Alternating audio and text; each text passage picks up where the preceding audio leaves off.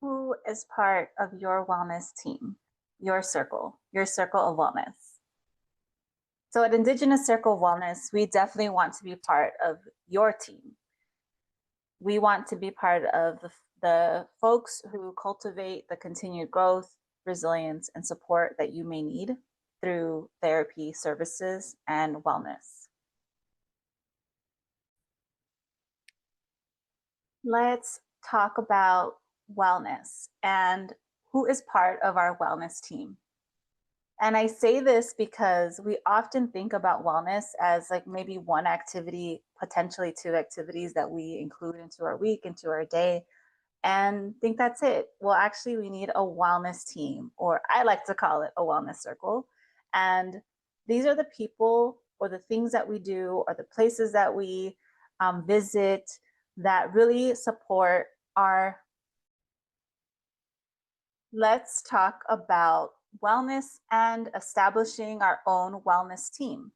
So, when I'm talking about a team, I'm talking about your personal team or folks or people, places, things that you engage in that really support your wellness. And this can look and actually should look different for everybody.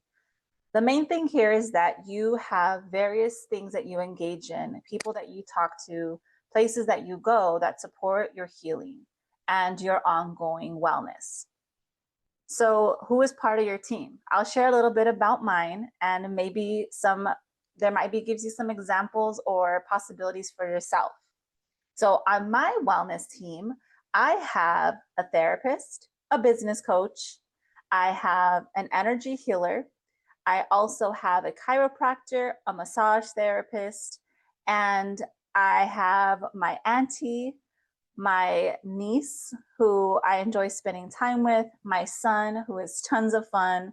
And I also enjoy doing a number of things on my own, including doing morning walks, having journal time outside in my garden, and just taking naps midday after lunch. Those are part of my wellness activities, the wellness people and things that I engage in. Now, my wellness team and my wellness circle have not always existed in the same way. And quite frankly, it changes throughout the seasons. So, what I need at this point in my life or at this point in the year is very much going to look different than what I might need to access later on in the year. So, one of the things that it's important to consider is, well, first of all, what are the things that you might need? Given what your lifestyle is like, what your financial means are. Um, there's various things that you can consider when thinking about your own wellness circle and ecosystem that you're creating for yourself. Let's talk a little bit about stress response and what that does to our body and also to our brain.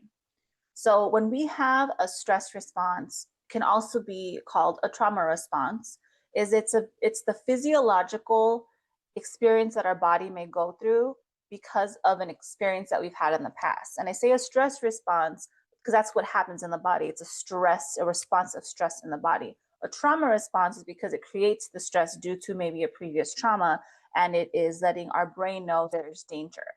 And then our body then has a reaction to that to ensure safety, right? So when we have this experience, sometimes it is a perceived trauma, not an actual trauma, but nonetheless, the body has a signal that this is happening, and therefore your body's going to have a response.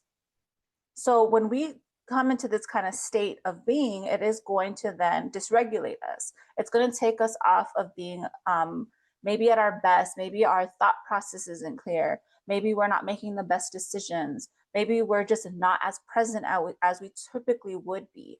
So these are things to just keep in mind when we have a response and how our body is experiencing stress. What will re-regulate and what will support us is actually how we support our body. So this is often called mindfulness. This is checking in with yourself. But a few very easy grounding techniques and things that are supportive that plenty of us have access to is taking a few breaths, slowing down, and just taking some breaths. Nature, getting outside, or if you have indoor plants like I have here, something that can reground you is absolutely nature. It is the medicine that we do not access or respect enough, but is there, and it is for us to be using it and also to cultivate it for continued support.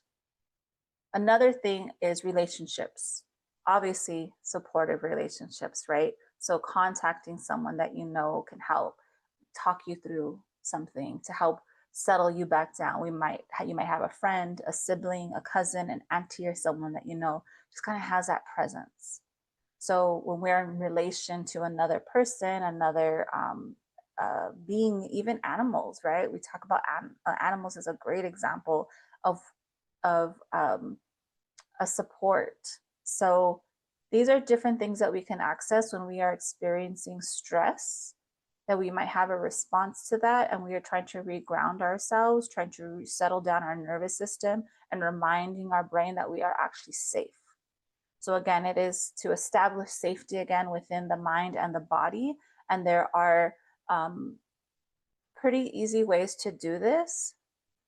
You just got to actually take the time to do it. And my thing is always prevention. So doing many of these things even ahead of time, before maybe we anticipate being in a stressful situation or imagine stress coming on because of an upcoming